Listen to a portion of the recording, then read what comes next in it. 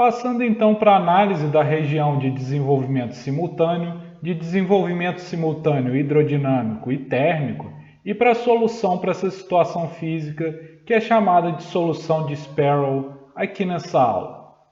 Nós temos duas zonas que são associadas com o desenvolvimento simultâneo, tanto térmico quanto hidrodinâmico, que são exemplificadas aqui nessas figuras mostradas na direita da tela, que mostram um canal de placas planas paralelas, em que incide na entrada desse canal um escoamento com velocidade uniforme U e temperatura também uniforme T'. Nós vamos ter então nessa primeira zona, nesse primeiro trecho desse duto, desse canal de placas paralelas, cujas placas estão distantes entre si, com uma distância entre si dada por D maiúsculo,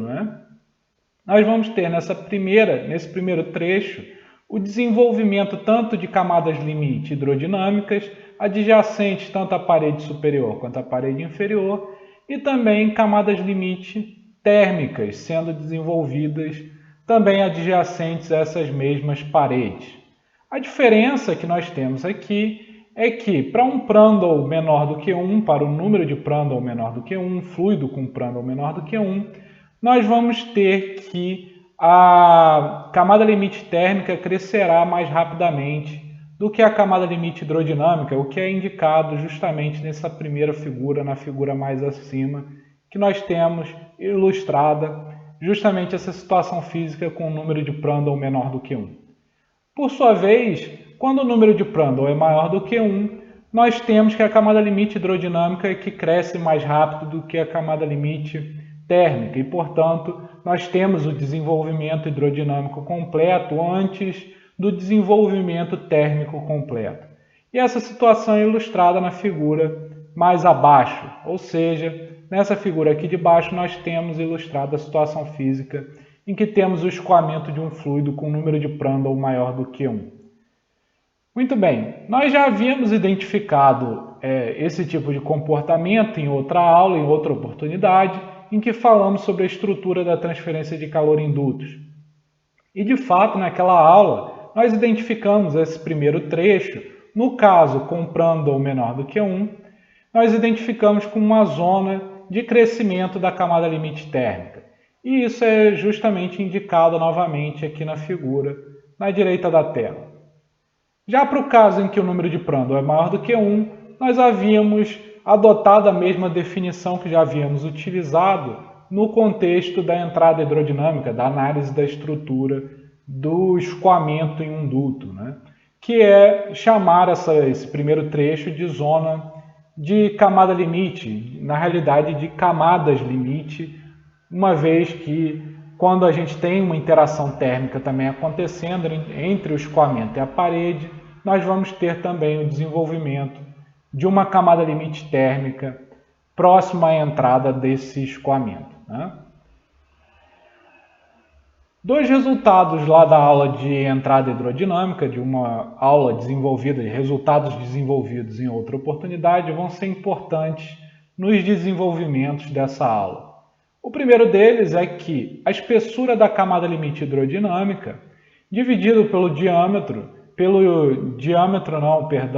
pela distância entre as placas que formam o canal de placas paralelas, é igual a 3 meios de 1 menos a velocidade média do escoamento ao longo da seção transversal, que também é a mesma velocidade uniforme do escoamento incidente, dividido pela velocidade na região próxima ao centro desse canal de placas paralelas, nessa região ainda inafetada pela interação viscosa entre o escoamento e a parede, e, portanto, essa velocidade seria constante ao longo, fora da borda da camada limite, mais próxima à região central do canal. Por sua vez, também chegamos a um resultado que relaciona essa coordenada longitudinal adimensional, definida como x dividido por d, sendo d essa distância entre as placas que formam um canal de placas paralelas, multiplicado pelo Reynolds, também baseado nessa distância entre as placas que formam um canal de placas paralelas. Isso tudo tem que ser igual a essa expressão aqui envolvendo aquela mesma razão entre a velocidade próxima ao centro do canal e a velocidade média do escoamento ao longo da seção transversal. Nós temos que esse x sobre d vezes Reynolds vai ser então igual a 27 sobre 40, multiplicado por essa velocidade na região central dividido pela velocidade média, menos 1, menos 6/5 do logaritmo natural dessa razão entre a velocidade na região central do canal de placas paralelas dividido pela velocidade média, menos 21 dividido por 40 multiplicado pela razão entre, agora, a velocidade média e a velocidade na região central do canal ainda inafetada pela interação viscosa entre o escoamento e a parede, menos 1. A partir disso, então, nós temos uma relação implícita entre essa razão entre a velocidade no centro, na região central do canal e a velocidade média, e a coordenada longitudinal. E através disso, nós também temos uma relação entre essa razão entre a espessura da camada limite hidrodinâmica e a distância entre as duas placas que formam um canal de placas paralelas, e essa mesma razão entre as velocidades, velocidade no centro, na região central, do canal, e a velocidade média do escoamento ao longo da seção transversal, o que nos permite, por sua vez, relacionar diretamente essa razão delta sobre d com essa coordenada longitudinal adimensional, tal qual já fizemos em outra oportunidade na aula sobre a entrada hidrodinâmica. Nessa aula, então, nós vamos analisar dois casos, esses mesmos dois casos ilustrados aqui, ilustrados aqui na direita da tela. O primeiro deles que iremos fazer a análise é o caso em que nós temos a espessura da camada limite térmica maior do que a espessura da camada limite hidrodinâmica, o que é representado por essa primeira figura, essa figura no canto superior direito da tela, e que nós já havíamos identificado com escoamento de um fluido com número de Prandtl menor do que 1. Em um segundo momento, então, iremos analisar o caso oposto, o caso em que a espessura da camada limite térmica é menor do que a espessura da camada limite hidrodinâmica, o que é ilustrado aqui pela figura mais abaixo, essa figura no canto inferior direito da tela, e que nós já havíamos associado com o número de Prandtl maior do que 1. Começando então a análise pelo primeiro caso, caso esse em que nós temos a espessura da camada limite térmica ΔT crescendo mais rapidamente do que a espessura da camada limite hidrodinâmica delta, o que havíamos associado com escoamentos de fluidos com números de Prandtl menor do que 1. Nós iremos empregar da mesma forma como Sparrow fez originalmente, o método integral para solucionar esse problema de desenvolvimento simultâneo. Só que diferente do que nós fizemos lá no contexto de escoamentos externos, nós vamos manter aquele limite de integração superior eta que já foi definido naquela oportunidade, como sendo uma coordenada y, na direção perpendicular à parede, que é maior do que o maior entre a espessura da camada limite térmica e a espessura da camada limite hidrodinâmica. Só que para esse caso aqui que nós temos o ΔT sempre maior do que o delta, nós temos então que o eta deverá ser sempre maior ou igual a ΔT, maior ou igual à espessura da camada limite térmica. Portanto, ao termos que manter esse eta e não podemos, dessa vez, eliminar aquela arbitrariedade fazendo o eta tender a infinito, uma vez que nós temos um escoamento em espaço confinado, em um canal confinado, nós não podemos tomar uma coordenada y infinitamente afastada de nenhuma das duas paredes, Então, nós temos que reter aquela forma imediatamente anterior à definição e à introdução da definição, na realidade, da espessura de entalpia, como havíamos feito no contexto de escoamentos externos.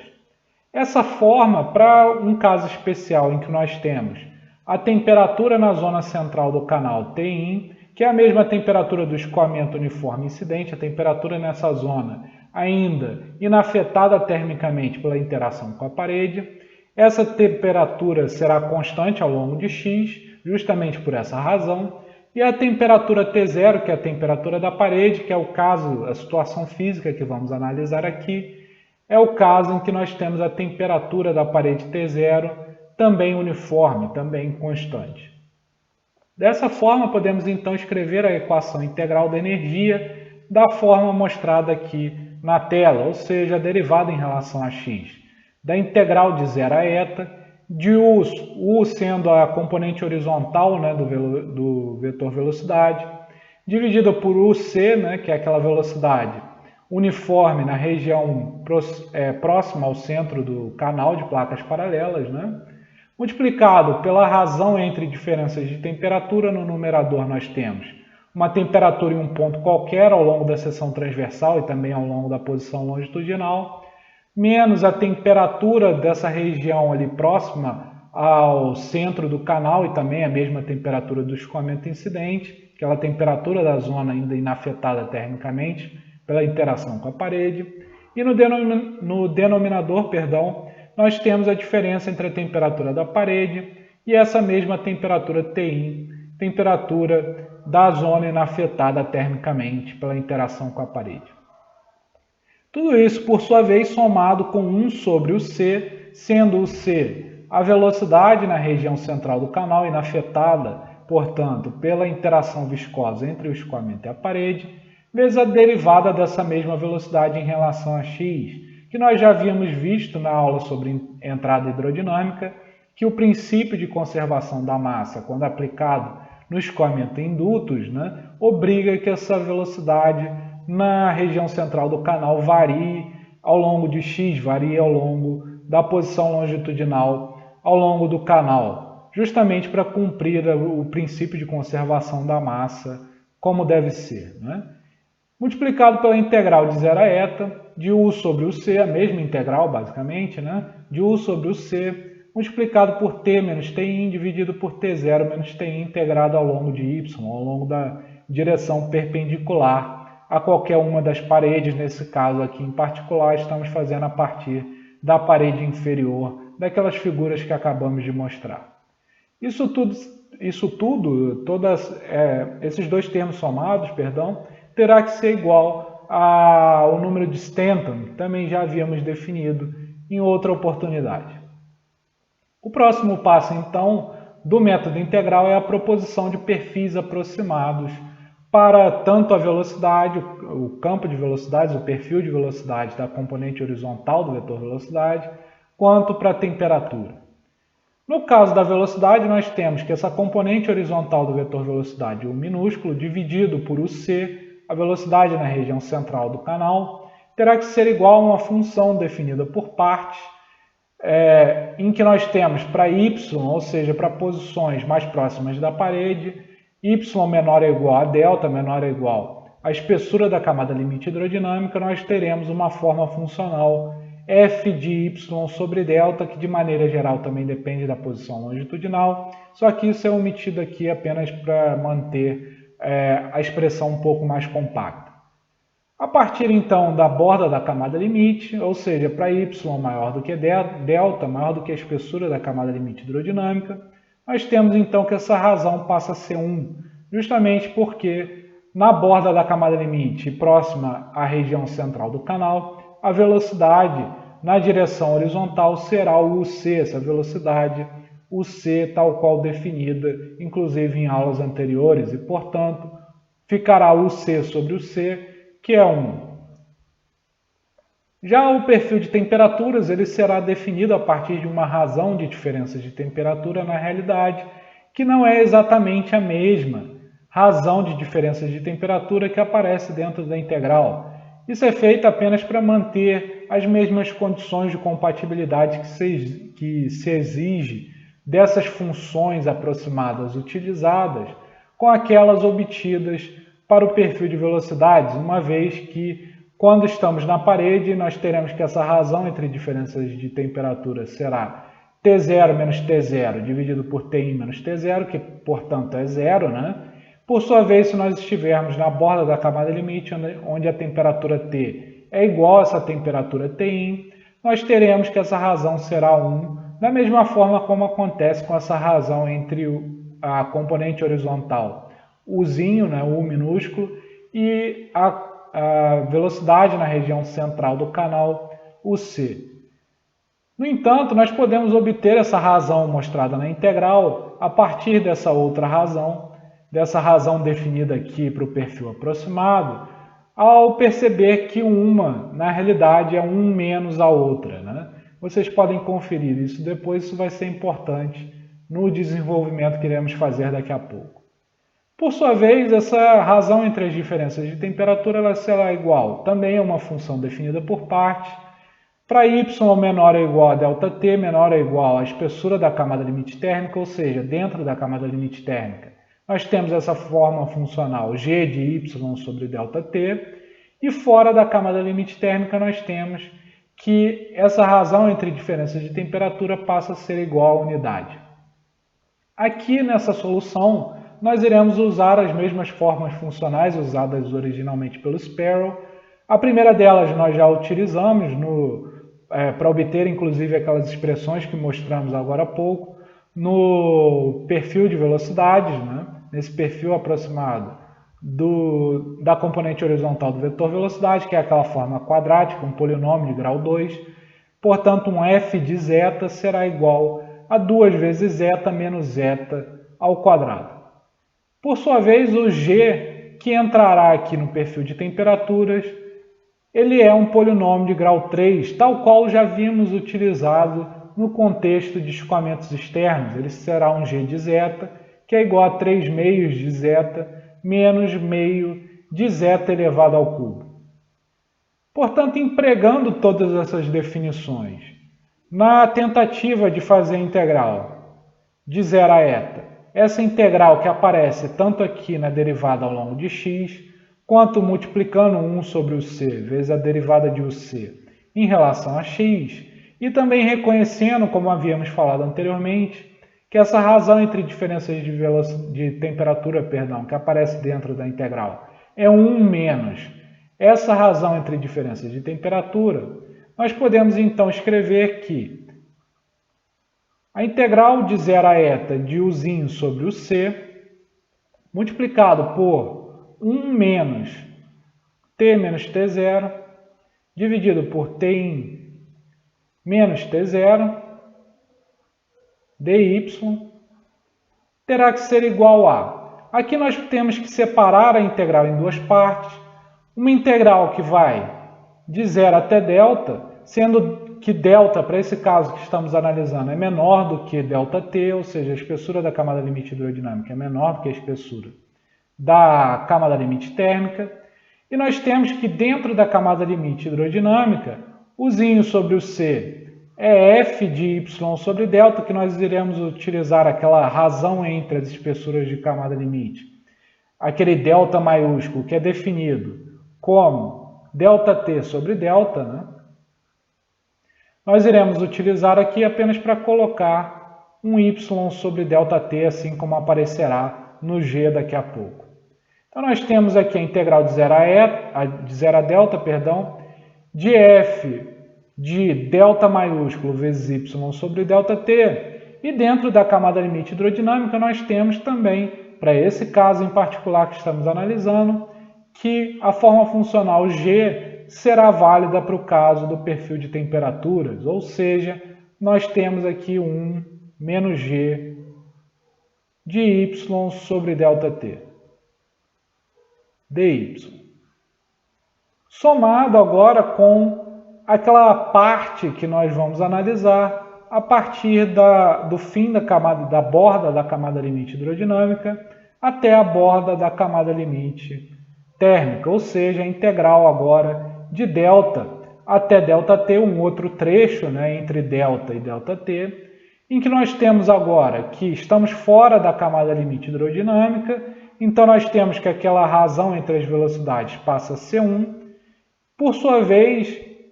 esse termo aqui associado com o perfil de temperaturas, nós ainda estamos dentro da camada limite térmica e, portanto, ele será dado por 1 menos g de y sobre ΔT, dy.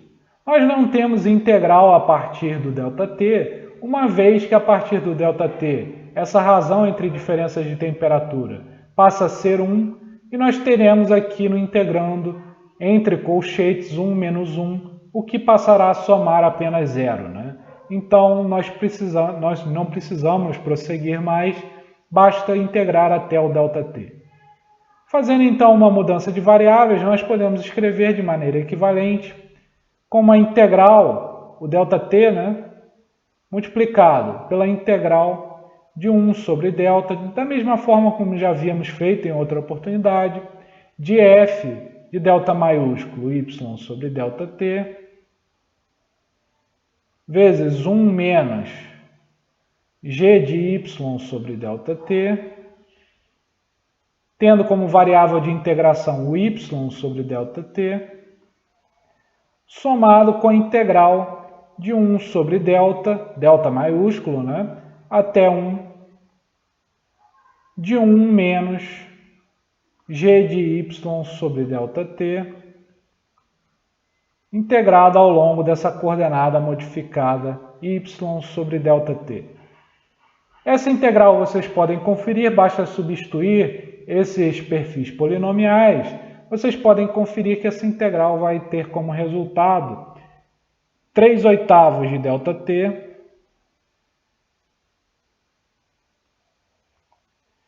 menos ΔT sobre 120 multiplicado pelo delta maiúsculo elevado a menos 4, somado com ΔT sobre 8, multiplicado por delta maiúsculo elevado a menos 2, menos 1/3, menos delta sobre 3, né, ΔT sobre 3, perdão, vezes delta maiúsculo elevado a menos 1. E essa é a expressão que teria que ser substituída aqui na equação integral. Nós obteríamos uma expressão bastante complicada, mas que poderia ser resolvida numericamente. No entanto, para a gente chegar a algum resultado mais fechado e visualizar melhor o que acontece, vamos analisar um caso ainda mais especial, um caso em que ΔT é muito maior do que delta, o que pode ser associado com um Prandtl muito menor do que 1, que nós já havíamos associado, por sua vez, com metais líquidos, né? O que nos leva, então, à conclusão de que, para esse caso, o delta, tal qual dado por essa definição aqui, o ΔT sobre delta, por sua vez, terá que ser muito maior do que 1. O que nos leva, então, à conclusão de que a integral de 0 a eta, para esse caso em particular, de U sobre o C, multiplicado por T menos T1, dividido por T0 menos T1,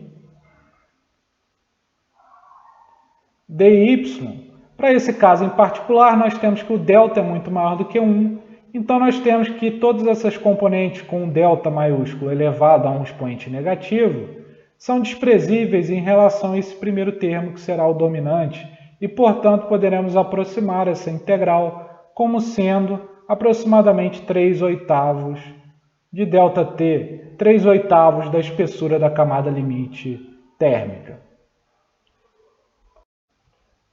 O número de Stanton, por sua vez, pode ser relacionado com o gradiente de temperaturas na parede a partir da sua definição, o que resulta nessa expressão mostrada no topo da tela, em que nós temos o Stanton multiplicado pela velocidade na região central do canal, vezes a diferença de temperaturas entre a temperatura na parede T0 e a temperatura na zona inafetada termicamente pela interação entre o escoamento e a parede, que tem que ser igual, por sua vez, a menos a difusividade térmica, alfa, multiplicada pelo gradiente de temperaturas em relação a y, em relação à direção perpendicular à parede, avaliado na própria parede. Esse lado direito dessa equação, por sua vez, pode ser escrito de maneira equivalente como menos T1 menos T0 dividido por ΔT vezes alfa multiplicado pela derivada de uma razão entre diferenças de temperatura mesma, para a qual propusemos agora há pouco um perfil polinomial, ou seja, t menos t0 dividido por t1 menos t0, derivada em relação a y sobre ΔT. Vocês podem conferir que isso é absolutamente equivalente a essa expressão original. Tudo isso avaliado em y sobre ΔT igual a zero, ou seja, avaliado na parede.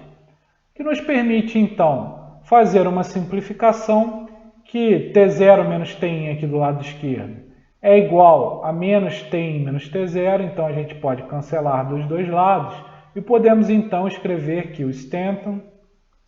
multiplicado pela velocidade na região central do canal, será igual a alfa sobre ΔT, multiplicado pela derivada daquele perfil polinomial de grau 3, né? Que vai ser 3 meios menos 3 meios de y sobre ΔT elevado ao quadrado, avaliado na parede, ou seja, avaliado em y sobre ΔT igual a zero, que vai nos permitir então escrever que o número de Stanton ele nada mais vai ser do que 3 meios de alfa sobre o c ΔT. Utilizando então esse resultado e também aquele resultado para aquela integral que aparecia também na equação integral da energia, que acabamos de obter na realidade, né? Nós podemos obter então que a equação da energia, a equação integral da energia, é dada por 3/8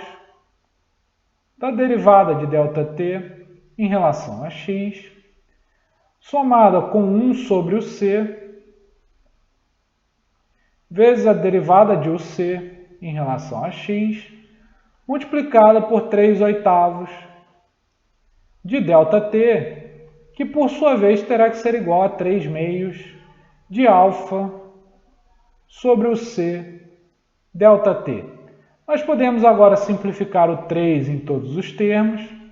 e também o 2 aqui levará a ser um denominador 4 nos dois termos do lado esquerdo. Multiplicando então todos os termos por 8 vezes ΔT, nós obtemos que, no primeiro termo aqui, nós teremos 2 vezes ΔT, vezes a derivada de ΔT em relação a x, somado com 2 sobre o c, vezes a derivada de uc em relação a x, multiplicada por ΔT elevado ao quadrado, que por sua vez terá que ser igual a 8α dividido por uc. Nós podemos agora reconhecer que 2ΔT vezes a derivada de ΔT em relação a x, na realidade, é a derivada de ΔT ao quadrado, de maneira que podemos escrever então que a derivada de ΔT ao quadrado em relação a x, somado com 2 sobre o c, vezes a derivada de uc em relação a x, multiplicado por ΔT ao quadrado, é igual a 8 vezes alfa dividido por uc. Utilizando, então, um fator integrante para resolver essa equação diferencial ordinária para ΔT ao quadrado, né? Para esse caso, um fator integrante adequado é simplesmente o c elevado ao quadrado, que nos permitirá reescrever essa equação diferencial ordinária da seguinte forma: derivada de uc ao quadrado vezes ΔT ao quadrado, derivada em relação a x, terá que ser igual a 8 vezes alfa vezes o c. Agora nós podemos reconhecer que o ΔT é a espessura da camada limite térmica. Na entrada do canal ela será zero, ou seja, como estamos fazendo a entrada do canal ser x igual a zero, né? Nós podemos então integrar esses dois lados dessa equação, né? De maneira a obter o c ao quadrado vezes ΔT elevado ao quadrado, que por sua vez terá que ser igual a 8 vezes alfa, multiplicado pela integral de 0 a x de uc vezes dx. Muito bem, agora fazendo algumas manipulações aqui, nós podemos multiplicar e dividir por u ao quadrado, de maneira que nós obtemos u ao quadrado vezes o c sobre u elevado ao quadrado, vezes ΔT elevado ao quadrado, tem que ser igual a 8 vezes alfa. Aqui nós vamos fazer uma mudança de variáveis de integração, uma vez que nós temos o c em termos de x sobre d Reynolds, né? Então nós podemos aqui também multiplicar e dividir por u, e também mudar a variável de integração, de maneira que vai aparecer aqui o d vezes o Reynolds, baseado em d, né? Então nós poderemos escrever agora a integral como sendo a integral de 0 até x sobre d Reynolds de uc sobre u, o que nós já obtivemos na aula sobre a entrada hidrodinâmica.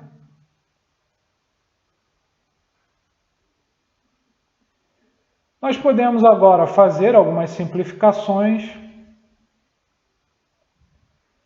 e nós podemos também, nesse termo aqui, nós podemos multiplicar e dividir por ni, já dividindo estrategicamente aqui o alfa, de maneira a obter 1 sobre Prandtl aqui, né? Ou Prandtl elevado a menos 1. E nós passamos também o d dividindo para o outro lado, né? E também nós passamos o d vezes Reynolds dividindo para o outro lado, né? E nós passamos também o ni dividindo para o outro lado. De maneira então que nós ficamos com u vezes d sobre ni, multiplicado por 1 sobre d, multiplicado por uc sobre u, elevado ao quadrado, multiplicado por ΔT ao quadrado, dividido por d, vezes Reynolds baseado em d, elevado a menos 1, que tem que ser 8 dividido por Prandtl, multiplicado pela integral de 0 até x sobre Reynolds d, ou d Reynolds, né? De uc sobre u, vezes esse infinitesimal de x sobre d Reynolds. De maneira que nós podemos reconhecer aqui esse u vezes d sobre ni como sendo o Reynolds e pode cancelar na realidade, né? De maneira então que nós obtemos que ΔT ao quadrado sobre d ao quadrado será igual a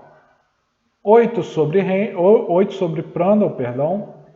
vezes u sobre o c elevado ao quadrado, multiplicado por essa integral de 0 até x sobre d Reynolds, de uc sobre u, integrada ao longo de x sobre d Reynolds.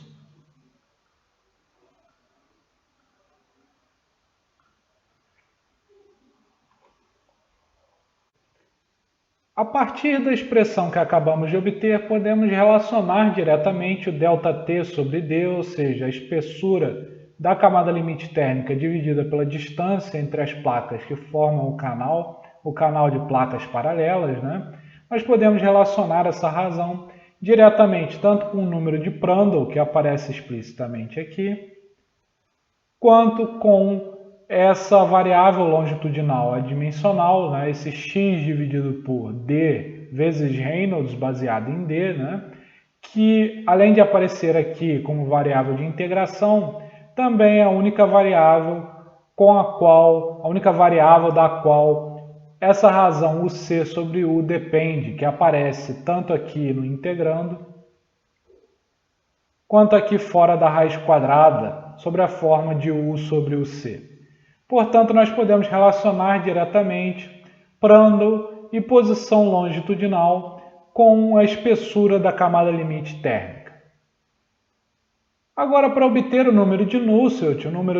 baseado na distância entre as placas que formam o canal, nós usamos a definição como sendo igual, o número de Nusselt sendo igual ao coeficiente de transferência de calor multiplicado pela distância entre as placas, dividido pela condutividade térmica do fluido. O que nos permite então escrever que o Nusselt será igual a D sobre K multiplicado pelo coeficiente de transferência de calor, cuja definição que iremos utilizar é aquela mesma que utilizamos no contexto de escoamento externo e não aquela envolvendo a temperatura média de mistura, apenas por simplicidade, porque o próprio Sparrow fez assim, escolheu assim, quando resolveu esse problema pela primeira vez. Fazendo então aquela mesma mudança de variáveis aqui no gradiente de temperatura avaliado na parede e também reconhecendo que nós temos o K aqui e o K no numerador também, né? O que nos permite então cancelar os dois, de maneira então a obter que o Nusselt será igual a D dividido por ΔT, multiplicado por sua vez pela derivada de T menos T0 dividido por Tin menos T0, onde o Tin menos T0 foi para dentro da derivada, esse Tin menos T0, que é T0 menos Tin, e o menos 1 também aqui combinados, né? Derivada em relação ao y sobre ΔT, da mesma forma como fizemos para o número de Stanton, e o y sobre ΔT é avaliado na parede, né? Ou seja, y sobre ΔT igual a zero. Nós já vimos que essa derivada aqui é 3 meios, o que nos permite, então, chegar à conclusão de que o número de Nusselt, baseado na distância entre as placas, ele é 3 meios de ΔT sobre D elevado a menos 1. Nós já havíamos agora chegado à conclusão de que o ΔT sobre D será, então, uma função apenas do Prandtl, e dessa razão x sobre D vezes Reynolds, né? O que nos permite, então, obter diretamente, a partir do conhecimento do fluido e também da posição longitudinal adimensional, nos permite calcular diretamente o número de Nusselt. Isso deve ser feito numericamente, uma vez que nós só temos uma relação implícita para o UC sobre U, portanto não é possível fazer essa integração diretamente. No entanto, é possível fazer uma interpolação dos pontos UC sobre U com x sobre D Reynolds, né? E fazer essa integração numericamente, integrando numericamente a interpolação, de maneira a obter o ΔT sobre D em função aqui de uma outra variável que nós já havíamos visto, como sendo uma variável importante lá na análise de escalas, que é o x sobre D dividido por Peclet, né, ou x sobre D Peclet. Plotando então, a partir dessa modificação pequena em relação ao x sobre D Reynolds, né, nós temos aqui o ΔT sobre D em escala logarítmica, tanto no eixo de ordenadas, e o x sobre D Peclet também em escala logarítmica no eixo de abscissas. De onde nós vemos aqui que praticamente são curvas, várias curvas aqui, 3 curvas para números de Prandtl diferentes, né? Números de Prandtl aumentando de 10 em 10, né? 10 vezes sempre maior do que o outro, né? E todos eles menores do que 1, pelo menos 10 vezes menor do que 1, né? E nós vemos aqui que pouca variação nós vemos em relação ao número de Prandtl, né? Nós observamos pouca variação do ΔT sobre D em relação ao número de Prandtl, o que está de acordo com a nossa análise de escalas, que identificou que esse fenômeno na zona de crescimento da camada limite térmica para Prandtl muito menor do que 1, para metais líquidos, ele tinha como coordenada adimensional, coordenada longitudinal adimensional característica, o x sobre D Peclet, então faz sentido que as curvas mais ou menos colapsem uma em cima da outra. O que nos permite também determinar aqui uma aproximação para o tamanho dessa zona de crescimento da camada limite, né, da camada limite térmica. Lembrando que não é a zona não é o comprimento de entrada térmica, uma vez que o campo de temperaturas ao longo da seção transversal permanecerá variando, porque o campo de velocidade também varia, né, a partir do fim dessa zona, o que afeta diretamente o campo de temperaturas. Portanto, não pode-se falar a partir desse ponto que o escoamento esteja termicamente desenvolvido, que exige que esteja hidrodinamicamente e termicamente desenvolvido, mas ainda assim é interessante saber a região, a faixa de aplicabilidade dessa análise que estamos desenvolvendo. Ela será válida para esse comprimento xt, esse comprimento dessa zona dividido por dp-clear, como sendo aproximadamente 0,035. Aqui nós temos o número de Nusselt no gráfico da direita, o número de Nusselt baseado na distância entre as placas que formam o canal de placas paralelas. Mais uma vez são plotados 3 números de Prandtl, em escala logarítmica o Nusselt e também o x sobre dp-clear no eixo de abscissas também em escala logarítmica. Mais uma vez nós vemos que as curvas para os diferentes números de Prandtl de certa forma colapsam uma em cima da outra, o que está de acordo novamente com a nossa análise de escalas, que determinou que o x sobre dp-clear era a variável característica desse tipo de fenômeno na zona de crescimento da camada limite térmica, né? E nós vemos aqui que o número de Nusselt ele cai com uma lei de potência, uma vez que as curvas são quase retas, né? Então ele cai com uma lei de potência que cai aqui de pouco mais de 100 até 5 no fim dessa zona de camada limite, de crescimento da camada limite térmica. Passando então para a análise do caso em que a camada limite térmica cresce mais devagar do que a camada limite hidrodinâmica, ou seja, que ΔT, a espessura da camada limite térmica, é menor do que a espessura da camada limite hidrodinâmica delta, o que havíamos associado anteriormente, com escoamentos de fluidos com Prandtl maior do que 1. Mais uma vez, aquele perfil aproximado de velocidade, perfil também de temperatura, será válido, né? Que já havíamos proposto para o primeiro caso que analisamos, assim como a mesma equação integral da energia que é repetida aqui nessa tela. Nós temos novamente então essa integral de 0 a eta de U sobre o C vezes T menos Tin dividido por T0 menos Tin, que deve ser avaliada. Ou seja, a integral de 0 a eta de U sobre o C, e como já havíamos visto, 1 menos T menos T0 dividido por Tin menos T0, o que é equivalente a essa integral que aparece aqui entre as chaves, né, da derivada em relação a x, e também essa integral que aparece aqui multiplicando 1 sobre o C vezes a derivada de UC em relação a x. Tudo isso integrado ao longo de y, né? E nós temos dessa vez aqui que a integral fora da camada limite térmica, mais uma vez, essa razão entre diferenças de temperatura fora da camada limite térmica é 1. Então, o integrando será 0 fora da camada limite térmica. E como a camada limite térmica é menor, tem uma espessura menor do que a camada limite hidrodinâmica, nós precisamos fazer essa integração apenas dentro da camada limite térmica, ou seja, precisamos integrar apenas de 0 até ΔT, e dentro da camada limite térmica nós temos que Uzinho sobre o C será aquela função f, aquela função polinomial de grau 2, de delta maiúsculo, que é ΔT sobre delta, né? De y dividido por ΔT, multiplicado por 1 menos g de y sobre ΔT, uma vez que estamos dentro da camada limite térmica. O que, por sua vez, pode ser reescrito de maneira equivalente, fazendo uma mudança na variável de integração, como ΔT multiplicado pela integral de 0 a 1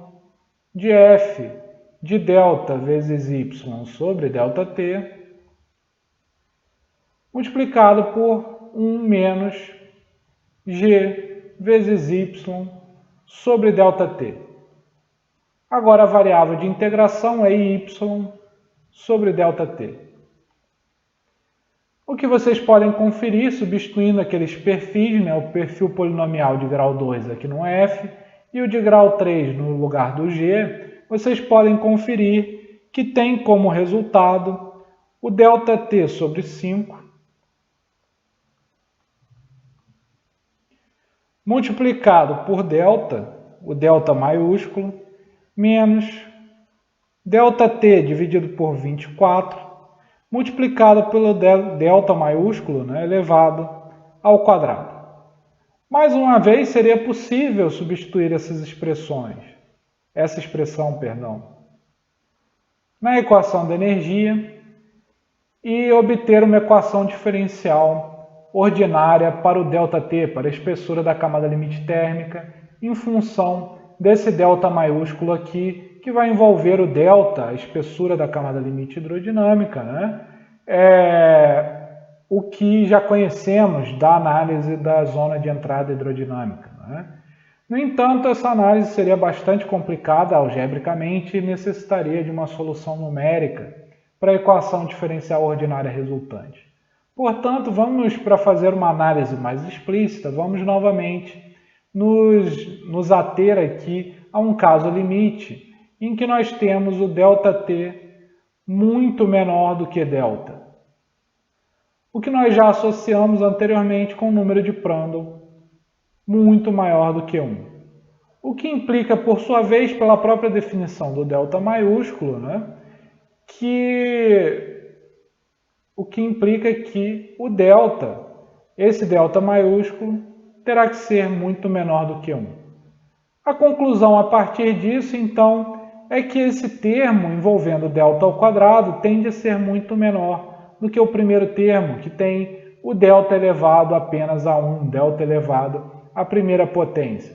Dessa forma, nós temos que esse primeiro termo, ΔT sobre 5, vezes o delta maiúsculo, é dominante, nós podemos, nesse caso limite, desprezar o segundo termo, de maneira que podemos, então, para esse caso, aproximar a integral de 0 a eta de U sobre o C, T menos T1, dividido por T0 menos T1, integrada ao longo de y, nós podemos aproximá-la por, aqui abrindo o delta maiúsculo, né? Abrindo esse delta maiúsculo por ΔT elevado ao quadrado, dividido por 5 vezes delta. Beleza? Passando então para o número de Stanton. O número de Stanton, mais uma vez, será Stanton vezes o C, multiplicado por T0 menos T1, que é igual a menos alfa vezes o gradiente de temperatura avaliado na parede. Como o perfil de temperaturas é dado pela mesma função polinomial do outro caso que já havíamos analisado, avaliado esse número de Stanton, o resultado será exatamente o mesmo, ou seja, o Stanton será 3 meios de alfa dividido por UC ΔT. Substituindo então o resultado daquela integração dos perfis aproximados de velocidade e de temperatura e também o resultado para o número de Stanton na equação da energia na sua forma integral, para esse caso em que nós temos um Prandtl muito maior do que 1, que nós associamos anteriormente com óleos, né, nós obtemos essa equação diferencial ordinária mostrada no topo da tela, que pode então ser manipulada ao multiplicar todos os termos que compõem essa equação por 15 dividido por 2 vezes ΔT vezes delta. De maneira então que o primeiro termo, ao multiplicar por esse fator, ele ficará 3 vezes ΔT ao quadrado, dΔt dx. Por sua vez, esse segundo termo ele ficará menos 3 meios de 1 sobre delta, multiplicado por dΔ dx. Tudo isso multiplicado por ΔT elevado ao cubo, somado com, de maneira equivalente, né, de maneira parecida na realidade, né, 3 meios de 1 sobre o C, né, multiplicado por dUc dx, também multiplicado por ΔT elevado ao cubo, que terá que ser igual, por sua vez, a 45 dividido por 4, multiplicado por alfa, sobre o C, multiplicado por delta, que nós podemos modificar brevemente aqui ao multiplicar e dividir por U, e multiplicar e dividir por D também. O que vai nos permitir, então, ao reconhecer também que 3ΔT ao quadrado vezes a derivada de ΔT em relação a x nada mais é do que a derivada do ΔT ao cubo em relação a x. Por sua vez, esse termo aqui esses dois termos nós podemos colocar o ΔT ao cubo em evidência e também o 3 meios, de maneira que obtemos 3 meios de 1 sobre o C, derivada de UC em relação a x, menos 1 sobre delta, derivada de delta em relação a x, tudo isso multiplicado por ΔT elevado ao cubo. E nós podemos agora, também aqui multiplicando por ni e dividindo por ni, nós podemos agora obter o lado direito como 45 dividido por 4 vezes o número de Prandtl, né? Que é alfa sobre ni, que é 1 sobre Prandtl. Tudo isso multiplicado por ni sobre u vezes d, que pega justamente um termo aqui, ni sobre u vezes d, né? Multiplicado, por sua vez, por u sobre o c, que multiplica também delta vezes d, né? Delta vezes d. Muito bem, vamos agora multiplicar e dividir por d mais uma vez. Vamos ficar então delta sobre d vezes d ao quadrado ali. E podemos reconhecer aqui esse cara como o número de Reynolds.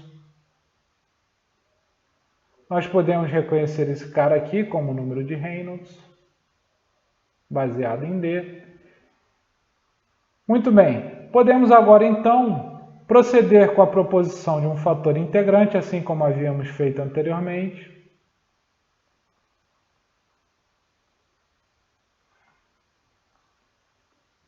Fator integrante esse, que para esse caso, um possível é o C sobre U vezes D sobre delta, elevado a 3 meios, que ao ser multiplicado por cada um desses termos que compõem essa equação diferencial mostrada um pouco acima, e fazendo as manipulações necessárias, nos permite escrever que a derivada em relação a x de UC sobre U vezes D sobre delta, elevado a 3 meios, multiplicada por ΔT ao cubo, terá que ser igual a... Vamos multiplicar e dividir aqui por mais um D, e o que vai nos permitir então escrever que o lado direito será 45 sobre 4 vezes Prandtl, multiplicado por 1 sobre D vezes o Reynolds baseado em D, multiplicado por D ao cubo,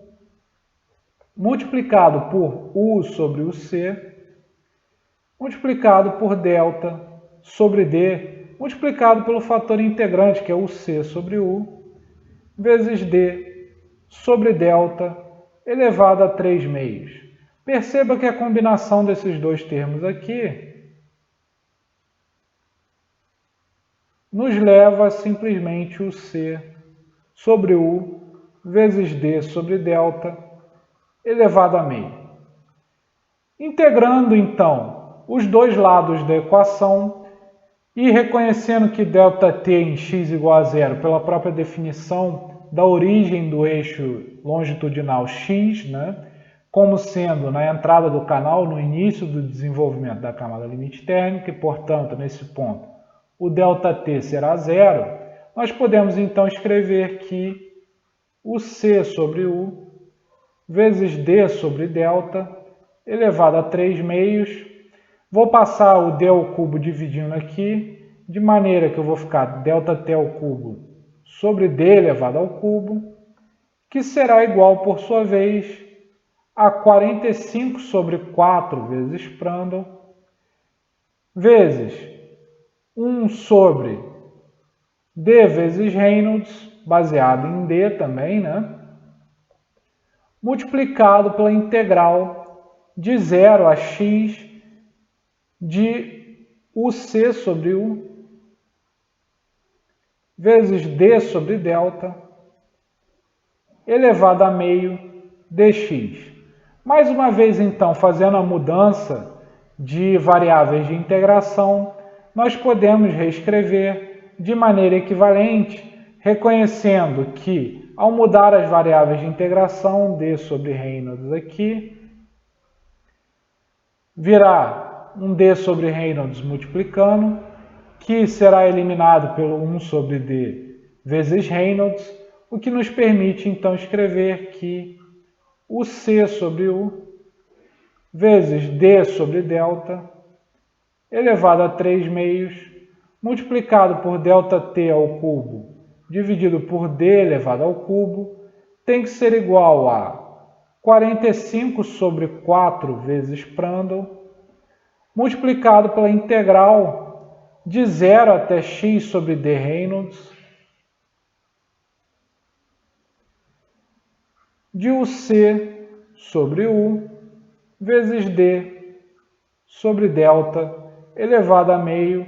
integrado ao longo de x sobre D, vezes o Reynolds baseado em D.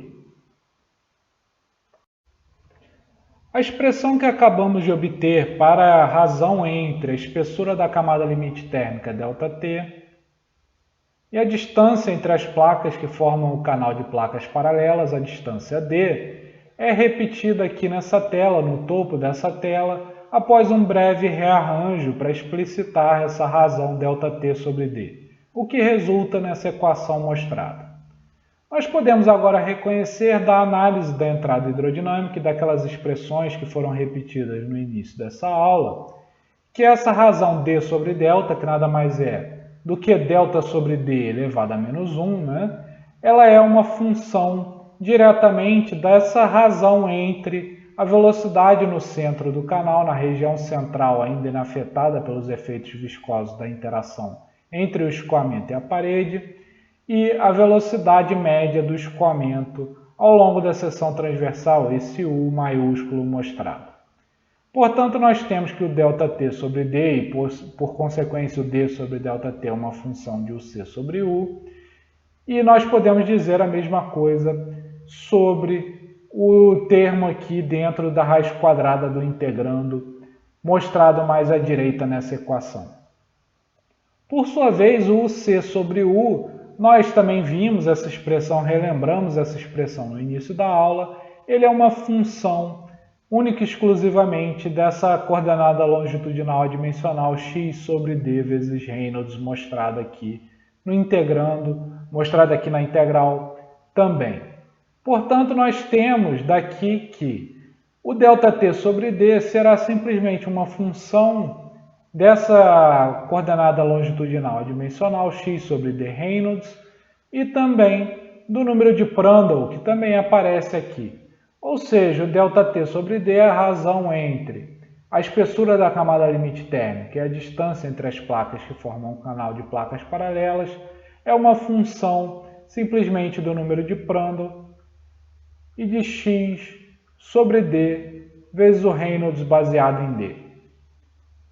Além disso, voltando a nossa atenção agora para o número de Nusselt, o número de Nusselt baseado na distância também entre as placas que formam o canal de placas paralelas e definida da mesma forma, como havíamos feito no outro caso, no caso dos metais líquidos,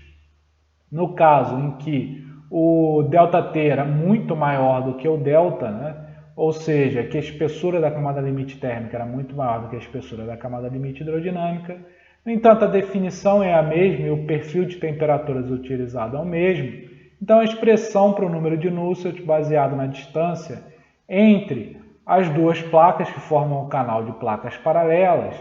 será igual a 3 meios da razão ΔT sobre D, ou seja, da razão entre a espessura da camada limite térmica e a distância entre as duas placas, né? A distância D entre as duas placas, tudo isso elevado a menos 1, que foi a mesma expressão que obtivemos no caso dos metais líquidos. Nós já sabemos, então, que ΔT sobre D é uma função somente de Prandtl e x sobre D Reynolds, né? E essa função avaliada numericamente a partir da interpolação desse integrando aqui, que é então integrada numericamente, e também com as interpolações para o C sobre U e ΔT sobre D, nós podemos calcular o Nusselt baseado na distância entre as placas que formam o canal de placas planas paralelas para diferentes números de Prandtl, que são mostrados em cores diferentes, Prandtl igual a 10 em azul, Prandtl igual a 100 em amarelo e Prandtl igual a 1000 em verde. E nós vemos aqui um gráfico no eixo de ordenadas em escala logarítmica, o número de Nusselt, né? E no eixo de abscissas nós vemos o x sobre d vezes Reynolds, que é aquela coordenada longitudinal adimensional que mencionamos anteriormente no eixo de abscissas, também em escala logarítmica. Então nós vemos aqui que o número de Nusselt ele terá também uma dependência de ordem de lei de potência, né? Com essa coordenada longitudinal adimensional também, assim como acontecia no caso dos metais líquidos, mas não mais as curvas vão colapsar, mesmo se eu colocasse aqui a coordenada como eu fiz naquele caso, x sobre d Peclet, não mais todas as curvas vão colapsar em cima uma da outra, uma vez que a relação de escalas nessa zona de crescimento da camada limite, quando o Prandtl é maior do que 1, é um pouco diferente daquela que acontece nos metais líquidos. Mas ainda assim nós temos aqui valores numéricos para uma ordem de grandeza, basicamente, de variação. Nesse parâmetro adimensional, nessa coordenada adimensional,